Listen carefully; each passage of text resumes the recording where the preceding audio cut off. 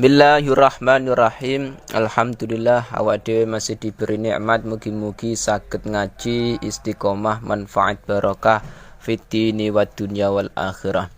Bismillahirrahmanirrahim. Qauluhu wa ahsanul jima' iku ma yu'aqibuhu. Jadi ki masuk pada pembahasan proses jima' yang paling baik iku bagaimana. Qauluhu wa ahsanul jima'i utawi luweh bagus-baguse jima' utawa bersetubuh iku ma perkara yu akibu kang ngiring-ngiringi hu ing mapa nasyatun apa semangat. Ora mung semangat tok watibu nafsin lan baguse ati. Sing ketiga wa baqi syahwatin lan tetepe syahwat, sekerne syahwat. Jadi jima' bersetubuh sing paling baik iku dalam keadaan semangat. Nah, terus yang kedua dalam keadaan kerelaan hati. Jadi hatinya ini mau dalam keadaan kepenak. Yang ketiga ada sisa syahwat. Jadi syahwat iki dalam keadaan jima atau bersetubuh iki tidak dihabiskan semua. Soalnya nantinya kok dihabiskan semua itu menjadikan tubuh ini jadi lemes. Nah niku sing bermasalah. Mulane bandingane ngene wasyaruhu utawi ala ning jima iku ma perkara yu akibuhu kang ngiring-ngiringi hu ing ma. Lah sing ngiring-ngiringi apa? Ra'datun apa gemeter. Wadiku nafsin lan rupeke ati. Wa mautu a'dha alan matine pira-pira anggota. Wa husyanun lan pingsan semaput. Nah, jadi adapun ketika posisi proses jima yang di situ dianggap jelek, iku ketika nantinya seseorang yang jima iki mau dengan istrinya posisinya gemeter nggak tenang. Lah niku sing bermasalah. Nah, nggak bisa maksimal. Terus yang kedua dalam keadaan hati ki nggak tenang. Lah iku juga bermasalah. Yang ketiga matinya beberapa anggota. Jadi anggota tubuh iki ada yang sebagian nggak berfungsi secara maksimal. Iku dalam proses jima juga nantinya nggak bisa baik. Lah, sing keempat pingsan. Jadi misalkan perempuan pingsan terus dijima karo suamine. Lah, iku juga proses jima sing model seperti iku proses jima sing tidak baik, jelek memang menurut ulama. Jadi ulama menganjurkan ketika suami iku posisine jima istri, yo lakukan dengan nasyat, semangat. Terus yang kedua dalam keadaan kerelaan hati. Jadi hati ini nggak dalam keadaan susah dan lain-lain ki. Nah, yang ketiga jangan dihabiskan syahwat tapi sisakan syahwat iku. Jadi nantinya kok misalkan nggak ada syahwat kok proses yang jima, wah repot. Nantinya jadi anak tidak bisa maksimal, tidak bisa baik. Dan niku sing bermasalah. Mulane perlunya kita ngaji kitab iki tahu oh ternyata dalam jima sendiri iku ada proses-proses yang membahayakan. Perkara-perkara yang membahayakan yaitu contohnya gemeter. Jadi tenang wae, tenang saja, jalani aja. Jadi proses jima dengan istri ki mau nggak usah gemeter. Apalagi dalam keadaan pingsan, itu repot juga. Wa bugdu syaksi lan sangite wong suwiji al mangkuhi kang den nikah. Mulane fa ing kana lah mulane sing fa ing kana mongko lamun ana sapa asakhes ana iku mahbuban iku den senengi. Mulane jawab in fahadzal qadru mongko utawi ikilah kira-kira iku kafin iku nyukupi fitadbiril aslahi ing dalem ngatur perkara kang luwe bagus. Minal jima'i luwe bagus minal jima'i saking jima atau bersetubuh. Jadi ngeten, ketika nantinya seorang suami ki pesen yang dari ulama, ketika seorang suami kok jima istri iku lakukan tapi jangan dalam keadaan marah. Jadi sampean ketika jima, para suami jima istri jangan lakukan dalam keadaan terpaksa ataupun dalam keadaan marah. Meskipun perempuan itu halal dijima. Jadi misalkan istri sampean iki misalkan dalam keadaan marah, atau sampean sing marah misalkan suami. Lah iku jangan lakukan dalam keadaan jima. Bahaya. Nantinya proses iku tidak maksimal. Nah, mulane fa in kana mahbuban fadal qadr kafin fi tadbiril aslah minal jima. Ketika nantinya kok suami dan perempuan iki kok saling mahbuban, saling seneng-senengan. Jadi sing dinikah perempuane ya disenengi oleh suami, sing suami ya disenengi perempuan. Iku malah baik sekali. Kafin fi tadbiril aslah. Iku mencukupi dalam mengatur perkara yang lebih baik dari jima. Jadi dalam proses nikah itu mulane penting sekali harus adanya mahabbah, cinta. Soalnya nantinya kok suami istri nikah kok karena terpaksa. Iku nantinya dalam proses jima ataupun bersetubuh iku juga tidak maksimal. Nantinya terjadi wabugdul syaksi al-mangkuh. Nah, nantinya kok nyampe suami kok tidak menyukai istri karena nikahku terpaksa. Dan kok dalam proses jima juga repot juga masalah. Mulane nikailah pasangan sampean tapi dengan catatan karena mahabbah, suka, senang, dan niatkan iku sebagai ibadah. Nikah sebagai ibadah dan karena Allah Subhanahu wa taala, bukan karena syahwat. Dan iku sing penting dalam nikah iku di situ. Mulane ketika jima anjuran dari ulama lakukan dalam keadaan senang. Itu juga penting. Wa adabul jima'i utawi adaben jima iku salah satun iku telu. Adapun dalam keadaan dalam proses jima sendiri iku ada 3 adab. 3 adab iki mau qoblahu. Qoblahu kang tetep ing dalam sedurunge jima.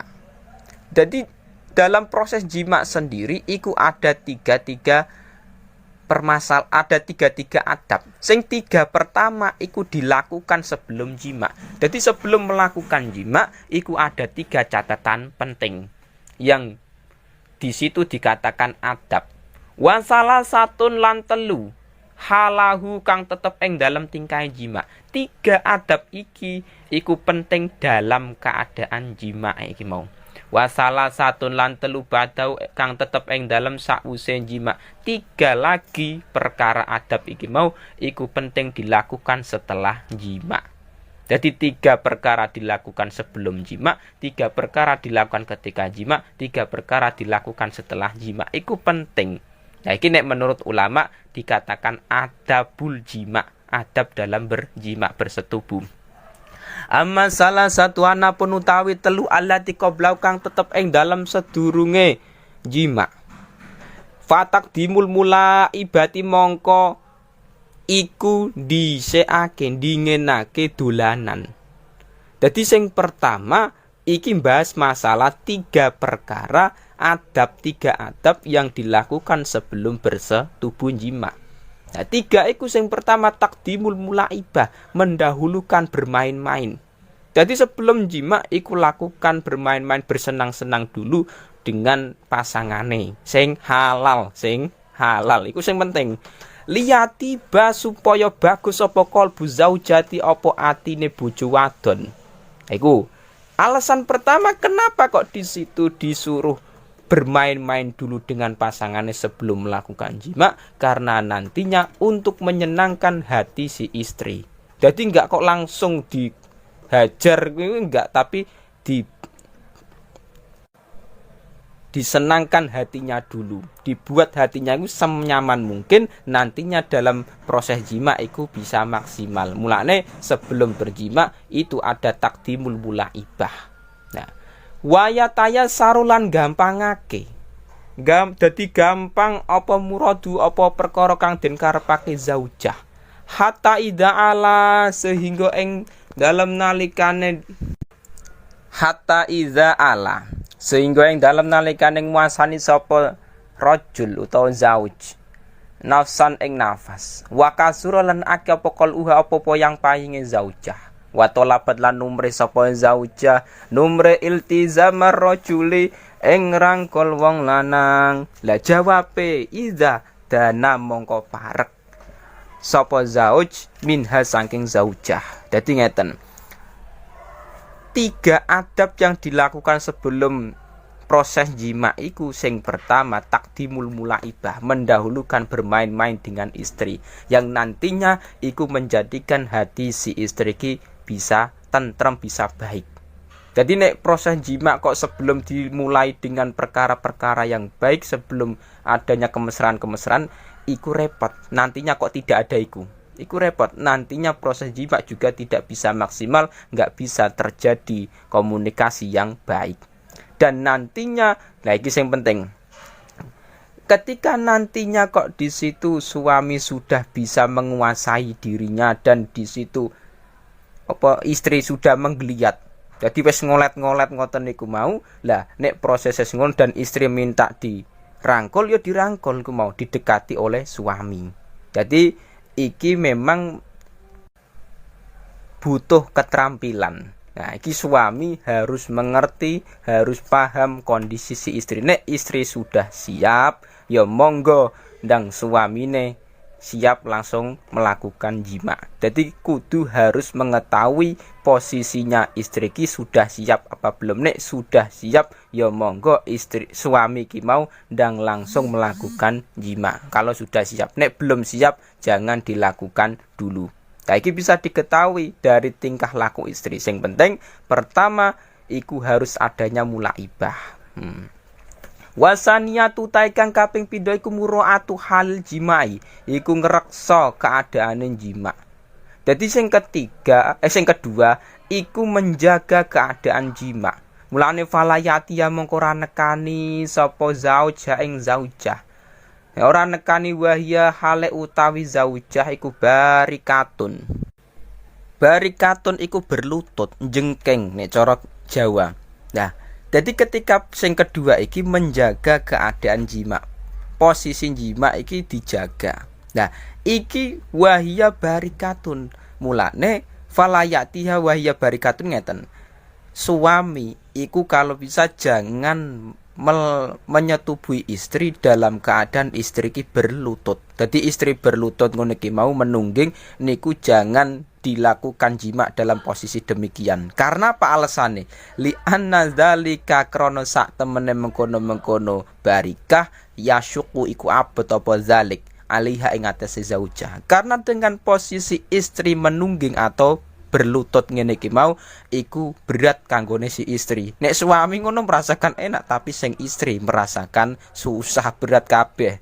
Au ala janbiya utawa ing ngatasé lambunge istri zaujah. Iku juga bermasalah. Jadi posisi jimae dengan tidur miring. Tidur miring iku juga bermasalah. Karena apa? Li anna zalika krana sak temene mengkono-mengkono janbi iku yusiru iku bisa maresake apa zalik maresna iku waj'al hasirati. Sakit pinggang. Waj'al hasirati ing sakit pinggang.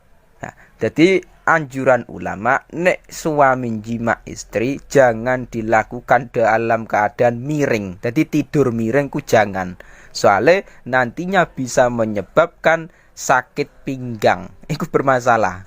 Mulane lakukan posisi-posisi yang dianjurkan ulama. Iki meskipun posisi iki enggak diharamkan oleh beliau ulama-ulama, tapi kalau bisa dihindari. Wala yaj'aluha lan ora ndadekake sapa zauj ha ing zauja fauqahu ing dalem dhuwure zauj. Nah, terus larangan lagi ketika proses jima iku jangan menjadikan posisi istri di atas suami. Jadi suaminya di bawah, istri di atas. Iku bahaya. Karena apa? Li anna zalika krana sak temene mengkono-mengkono ijal iku yurisu iku bisa maresake apa zalik al iktikara ing kencing batu. Nah, iku bahaya. Penyakit-penyakit iki bahaya. Mulane ketika posisi jima jangan lakukan istri di atas, suami di bawah. Iku menyebabkan penyakit iktikor, penyakit kencing batu. Nah, itu masalah. Lah terus bagaimana posisi jima yang baik? Bal mustalqiyat. Bal mustalqiyatun balik posisi melumah, rafi'atan hale ngangkat rijlaiha ing sikil lorone zaujah. Jadi memang ada larangan-larangan dalam posisi jima iki mau. Enggak boleh dalam keadaan berlutut istrine iki mau. Terus enggak boleh dalam keadaan tidur miring, enggak boleh posisi istri di atas suami. Nah, meskipun itu tidak haram, tapi kalau bisa dihindari karena itu bahaya sekali. Tapi ulama menganjurkan posisi yang baik dalam keadaan jima itu mustalqiyah, dalam keadaan terlentang istri iki mau, terus istrine dua kakinya itu diangkat. Karena apa? Fa innahu krana sak temene tu melumah ki mau terlentang iku ahsanu hayatil jimai, iku luwih baguse pira-pira tingkahe jima. Jadi memang ulama mengatakan posisi jima yang paling baik iku dalam keadaan istri terlentang terus posisi kakinya diangkat. Nah iku sing paling baik dan suami berada di atas iku sing paling baik. Lah iki memang perlu kreatif. Wasali satu tawi kang kaping 3 kumuraatu waktil jima iku ngreksa waktune jima, menjaga waktunya jima, ai wakti ilaji tegese waktu nglebokake. Jadi sing ketiga iki anjuran ulama iku ketika jima iku dijaga waktunya memasukkan zakar ke farjinya perempuan.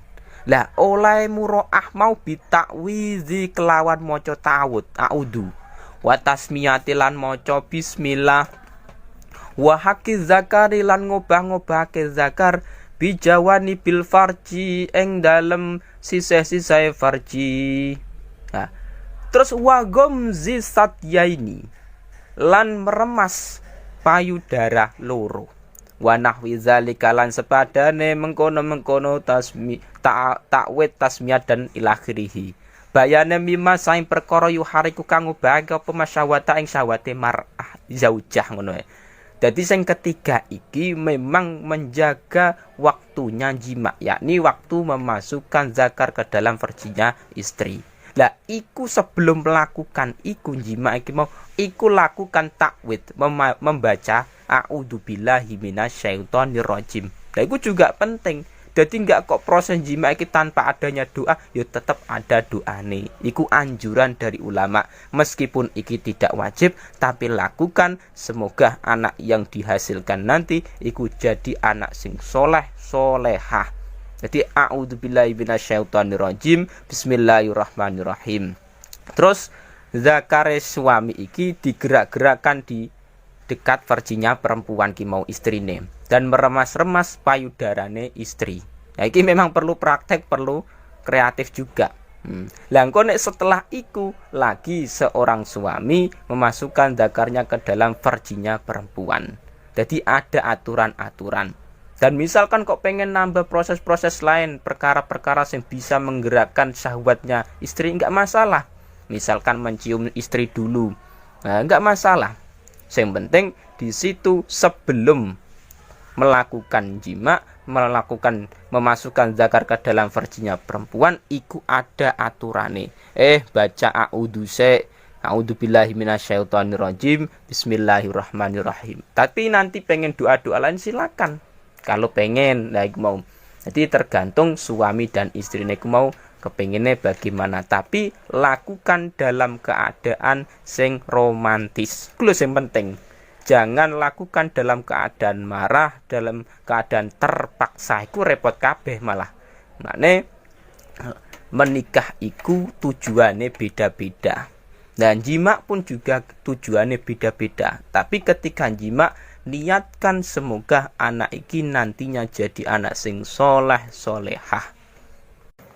Nah iki anjuran ulama 3 perkara iki, tapi iki hukumnya tidak wajib. Silakan kalau memang sampean pengen lakukan ya lakukan. Tapi misalkan enggak dilakukan ya enggak haram.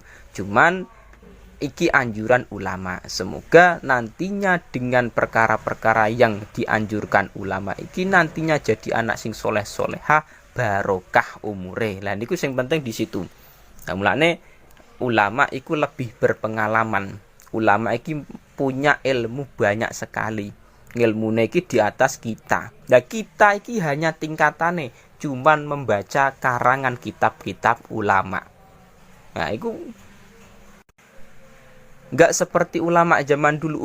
Ulama zaman dulu itu memang butuh proses banyak, butuh waktu yang lama sekali untuk berguru, untuk ngaji masalah bab nikah seperti iki. Lah kita sendiri iki cuman baca kitab, cuman memahami. Lah niku sing terkadang kita sendiri iku males. Dan niki juga penting dalam proses jima. Mulane suami saja iku tidak cukup belajar masalah fathul izar, tapi istri juga harusnya iku juga penting belajar fathul izar. Jadi suaminya belajar, istrinya belajar, yang nantinya ternyata sebelum jima iki ada aturane, bismillah dulu dan lain-lain. Lah niku nek dilakukan demikian iku enak.